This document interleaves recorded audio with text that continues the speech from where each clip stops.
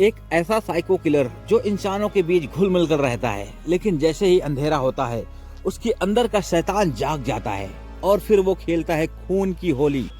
एक एक करके कई लोगों को मौत की नींद सुला देता है। वो बड़ी ही बेरहमी के साथ लोगों को मारता जा रहा था। एक एक करके उसने 70 लोगों को मौत की घाट सुला दिया, और वो भी उसने उन लोगों को मारा जिसका कोई भी कसूर नहीं था, न ही उससे कोई दुश्मनी थी। और वो बन जाता है देश का सबसे पहला साइको किलर। वो बहुत ही सातिर तरीके से घटना को अंजाम दे रहा था। रात के अंधेरे में निकलता था और कई बेगुनाह बेकसूर लोगों को मार देता था। लेकिन तमाम कोशिशों के बाद भी सालों तक पुलिस उस तक क्यों नहीं पहुंच पाई? तो आइए चलते हैं इस घटना की तह तक और इसको जानते हैं डिटेल में। ये सच्ची घटना है 18 नवंबर 1973 की। राजस्थान के श्रीनगर के सादुल शहर। सुबह के 5 बजे पूरे शहर के आधे लोग सो के उठ चुके थे और वो लोग मॉर्निंग वॉक पे निकल जाते हैं। सड़क पे काफी चहल पहल हो जाती है। उसी शहर में एक गुरुद्वारा मौजूद होता है। गुरुद्वारे के सामने धीरे धीरे भीड़ इकट्ठा होने लगती है और देखते ही देखते भीड़ बढ़ती ही जाती है। इतने में सादुल शहर के पुलिस स्टेशन में एक फोन आता है और उनको कोई बताता है कि गुरुद्वारे के बाहर 3 लाशें पड़ी हुई हैं। ये घटना सुनते ही पुलिस वालों के पैरों तले जमीन खिसक जाती है कि सुबह सुबह ट्रिपल मर्डर किसने कर दिया। पुलिस वालों में अफरा तफरी मच जाती है। फौरन पुलिस घटना स्थल पे पहुंचती है और ये खबर पूरे शहर में आग की तरह फैल जाती है। घटना स्थल पे पुलिस पहुंच जाती है और वो शव का मुआयना करने लगती है। तो पुलिस देखती है कि वहाँ पे 3 शव पड़े होते हैं, जो कि गुरुद्वारे का सेवादार और उनके 2 बेटों की होती है।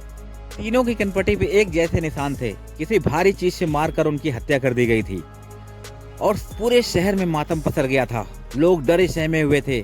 चारों तरफ सन्नाटा छाया हुआ था और ये मामला था एक धार्मिक स्थल की। तो पूरे शहर में फोर्स लग जाती है। बड़े बड़े अधिकारी वहां पे पहुंच जाते हैं और कोई अनहोनी ना हो जाए, इसलिए माहौल पर काबू पा लिया जाता है। अभी तो ये कहानी की शुरुआत थी। ऐसी बहुत सी अनगिनत घटनाएं होनी अभी बाकी थी।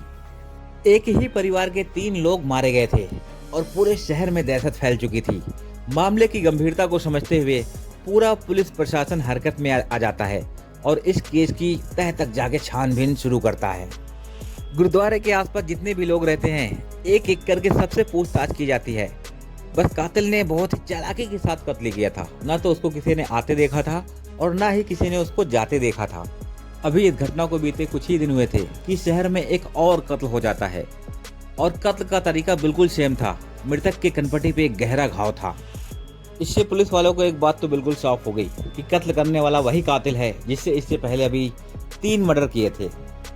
इस दौर में कातिल को पकड़ना पुलिस वालों के लिए एक बहुत ही बड़ा चैलेंज बनने वाला था, क्योंकि अभी तक पुलिस वालों के पास अपराधी की कोई भी जानकारी नहीं थी। वो कैसा दिखता है, किस उम्र का है, स्त्री है या पुरुष है। अब आए दिन इस तरह की घटना आम होने लगी। शहर के किसी न किसी इलाके से हर रोज डेड बॉडियां मिलने लगी और कत्ल करने का तरीका बिल्कुल सेम होता। मृतक की कनपटी पे एक गहरा घाव होता। देखने में ऐसा लगता कि किसी ने एक बड़े हथौड़े से पूरी ताकत से इसकी कनपटी पे मारा हुआ है। यह कातिल बहुत ही शातिर था और एक एक करके कई सारे कत्ल करता जा रहा था। बड़ी बेरहमी के साथ वो लोगों को मार रहा था। ज्यादातर मामलों में उसके एक ही वार से लोगों की मृत्यु हो जाती। अब पुलिस के पास कत्ल की बहुत सारी फाइलें ओपन होती हैं, जिसको अभी क्लोज करना बाकी होता है। एक कत्ल की छानबीन करती रहती है, शहर में दूसरा कत्ल हो जाता है। दूसरे कत्ल केस की छानबीन करती है पुलिस, इतने में तीसरा कत्ल हो जाता है। कत्ल करने का तरीका बिल्कुल सेम होता है। इससे ये स्पष्ट हो गया था कातिल सबका एक ही है। अब शहर में जितने भी कत्ल हो रहे थे, उन सारे कत्ल में 2 चीजें बिल्कुल कॉमन थी। पहला, जितने भी मृतक पाए जा रहे थे उनकी कनपटी पे किसी हथौड़े से मारने के गहरे निशान होते थे, और दूसरा, उनके पास से सारे कीमती सामान गायब होते थे। धीरे धीरे समय बीतता जा रहा था और अब ये शातिर कातिल एक सीरियल किलर बन चुका था, जो बहुत ही बेरहमी के साथ लोगों को मार दे रहा था और उनको लूट ले रहा था। पूरी देश की जनता बहुत ही दहशत में थी। लोग डरे सहमे हुए थे और पुलिस के हाथ अभी खाली थे। उनको कोई भी सुराग नहीं मिल पा रहा था। अब पूरे राजस्थान में दहशत का माहौल था। ये कातिल हमेशा रात को ही शिकार करता था। रात के अंधेरों में निकलता था हथौड़ा लेकर और अकेले इंसान को पाकर ये उनकी कनपटी पे इतनी जोर से वार करता था। ज्यादातर मामलों में बस एक ही वार में शिकारी वहीं पे ढेर हो जाता। और अब इलाके के आसपास इलाकों में इसकी दहशत थी और ये कनपटी पे मार कर ही लोगों को मारता था। इसलिए ये कनपटी मार कातिल के नाम से मशहूर हो गया। जिस तरह से वो एक के बाद एक सेम तरीके से कई सारी वारदात को अंजाम दे रहा था, इससे पुलिस को तो ये बिल्कुल साफ हो गया कि एक बहुत ही खतरनाक सीरियल किलर है। बट कई घटना ऐसी भी हुई जिसमें मृतक के साथ कोई भी लूटपाट नहीं की गई, जिससे लोगों के मन में एक सवाल और पैदा हो गया, आखिर ये ऐसा कर क्यों रहा है। ये घटना है 1970 की। उस दौर में पुलिस के पास इतनी विकसित तकनीकी नहीं थी, इतना एडवांस सिस्टम नहीं था। सर्विलांस और फॉरेंसिक जैसी तकनीक का किसी ने तो नाम भी नहीं सुना था, यूज करना तो बहुत दूर की बात थी।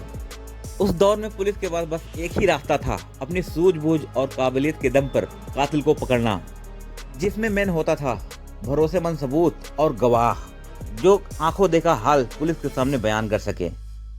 अब पुलिस ऐसे लोगों की तलाश शुरू कर देती है जो उस कनपटी मार कातिल के हमले से बच गए हों, ताकि पुलिस उनके माध्यम से उस कनपटी मार का हुलिया पता कर सके। लेकिन पुलिस के सामने एक बहुत बड़ा चैलेंज था। ऐसे बहुत ही कम लोग थे जो उस कनपटी मार कातिल के हमले से बच पाए हों। वो एक ही वार में सबको ढेर कर देता था। पुलिस ने रात और दिन एक कर दिए। बहुत ही कड़ी मशक्कत के बाद पुलिस ने ऐसे 7 लोगों का पता लगा लिया जो उस कनपटी मार के कातिल के हमले से बच गए थे। उन सबको थाने में इकट्ठा किया गया। भी पुलिस के पास एक बड़ी चुनौती थी, क्योंकि वो कातिल हमेशा रात को निकलता था शिकार करने, और रात के अंधेरों में उसे लोग देख भी नहीं पाते थे।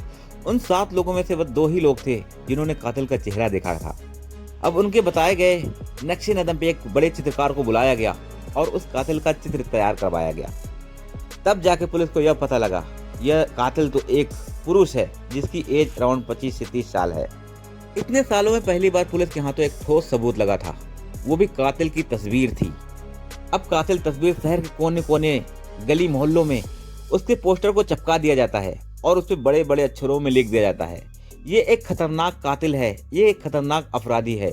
इसकी शक्ल का कोई भी इलाके में आसपास दिखे, पुलिस को फौरन सूचना दें। इस घटना को अखबार में और रेडियो पे भी चलाया गया, जिससे ये पूरी खबर पूरे देश में आग की तरफ फैल गई। कहीं न कहीं कातिल को भी पता लग गया था कि कई मुल्कों की पुलिस, कई जिलों की पुलिस उसको ढूंढ रही है। अब वो पहले से और भी सतर्क था, और धीरे धीरे दिन बीतते गए और वो बहुत ही बेरहमी के साथ लोगों का कत्ल करता जा रहा था। बहुत ही बेरहमी के साथ घटना को आए दिन अंजाम दे रहा था।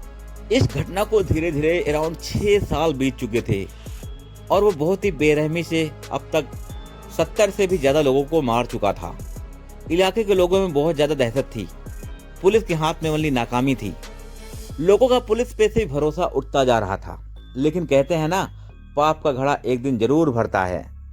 तारीख आती है 14 मार्च 1979, जब यह अपराधी खुद ही चलकर पुलिस के जाल में आ गया। शाम का अंधेरा होते ही इस कातिल की तरह बिल्कुल पुलिस भी इस कातिल की तलाश में निकल जाती। 14 मार्च की रात भी जयपुर पुलिस की एक टीम इसी सिलसिले में गश्त पे निकली हुई होती है। गश्त करते हुए पुलिस एक सुनसान इलाके में पहुंच जाती है। पुलिस को सामने से दिखता है, जैसे जीप की लाइट सामने पड़ती है, उन्हें कंबल ओढ़े एक युवक दिखाई देता है जो सामने से चला आ रहा था। जैसे ही पुलिस की गाड़ी की लाइट उस पर पड़ती है, वो दौड़कर एक पेड़ के पीछे छुप जाता है। पुलिस की टीम बिना देरी किए हुए ही चारों तरफ से उसे घेर के पकड़ लेती है और उसको पकड़कर थाने लाया जाता है। पुलिस के पास अब भी कोई सबूत नहीं था, उसको बस शक के बिहाफ पे ही पकड़ा गया था। थाने में लाने के बाद फौरन उस फोटो को निकाला जाता है और उस शख्स से मैच कराया जाता है, बट उसका चेहरा उससे बिल्कुल भी मैच नहीं कर रहा था। पुलिस के मन में अब भी बहुत सारे सवाल थे, बहुत सारी आशंकाएं थी कि कातिल यही है या फिर कोई और है। अब पुलिस उससे पूछताछ स्टार्ट कर देती है। पूछताछ में पता लगता है उसका नाम शंकरिया है और उसने अपने घर का पता भी बताया। जब पुलिस की टीम उसे लेके उसके घर पहुंचती है, वहां उसके माँ बाप भी मिलते हैं। पुलिस उसके माँ बाप से भी पूछताछ करती है। पता लगता है शंकरिया का जन्म राजस्थान के जयपुर में ही हुआ था 1952 में। अभी तक शंकरिया ने जो भी पुलिस को बताया था वो सब सच बताया था। पुलिस को शंकरिया पे शक तो था, बट यकीन नहीं था कि कातिल यही है, क्योंकि शंकरिया के पास ना ही कोई हथियार बरामद हुआ था और ना ही कोई सबूत थे। उसको बस शक के बिहाफ पे ही पकड़ा गया था। पुलिस के पास 6 सालों के बाद कोई हाथ लगा था। पुलिस उसको इतनी आसानी से छोड़ने वाली नहीं थी। पुलिस शंकरिया से पूछती है कि शहर में कनपटी मार किलर घूम रहा है जो पिछले 6 सालों में 60 से भी ज्यादा लोगों को मार चुका है, और तुम इतनी रात को सुनसान जगह पे अकेले कंबल ओढ़कर क्यों घूम रहे हो। पुलिस का यह सवाल सुनकर के शंकरिया थोड़ा सा घबरा गया। उसके चेहरे पे थोड़ी सी सिकन थी। पुलिस उसकी हर एक हरकत पे नजर रख रही थी। और शंकरिया पुलिस को गोल मटोल घुमाया जा रहा था। उसके हर एक जवाब पे पुलिस का शक और भी गहराता जा रहा था, जिससे पुलिस उसे रिमांड पे ले लेती है। अब उसे सख्ती के साथ टॉर्चर करके पूछताछ किया जाता है। पुलिस की मार शंकरिया ज्यादा देर नहीं झेल पाया और वो टूट गया।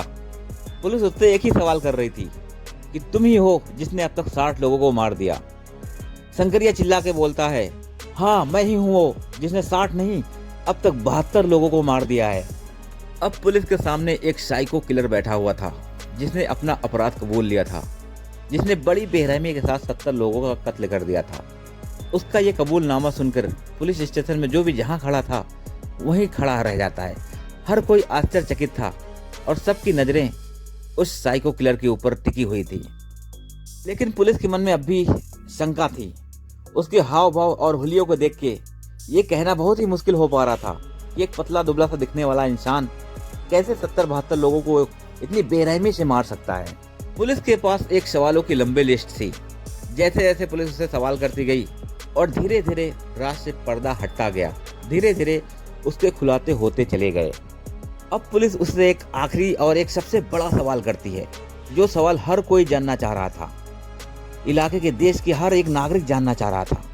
पुलिस का आखिरी सवाल होता है, तुमने इतने सारे कत्ल क्यों किए? शंकरिया का जवाब सुन के हर कोई दंग रह गया। सबके पैरों के तले से जमीन खिसक गई। शंकरिया ने पुलिस को बताया, जब भी मैं एक बड़े हथौड़े से इन लोगों को मारता था तो ये तड़प तड़प के मरते थे और उनको देख के मुझे बहुत ही मजा आता था। अब सबको पता लग गया था कि कनपटी मार किलर पकड़ा गया है और उसका नाम है शंकरिया। सब ने चैन की सांस ली, सब में खुशी की लहर दौड़ जाती है, सबके दिलों में सुकून होता है। अब सब अपने घरों में चैन से बैठते हैं और यह कातिल अब कनपटी मार शंकरिया के नाम से मशहूर हो जाता है और पुलिस उसे अदालत में पेश करती है। शंकरिया ने जितने भी लोगों को मारा था उससे उसका कोई भी संबंध नहीं था, न ही उसे वो पहले से जानता था।